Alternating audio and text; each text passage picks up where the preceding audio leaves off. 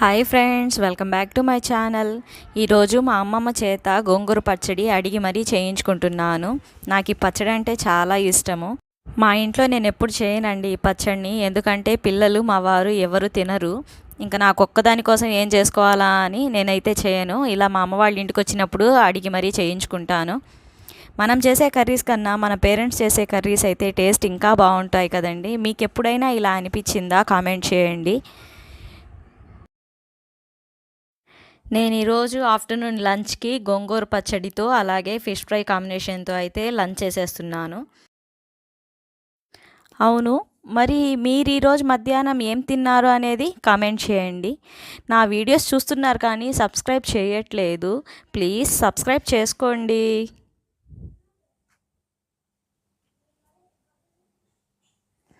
గోంగూర పచ్చడి fish fry combination super.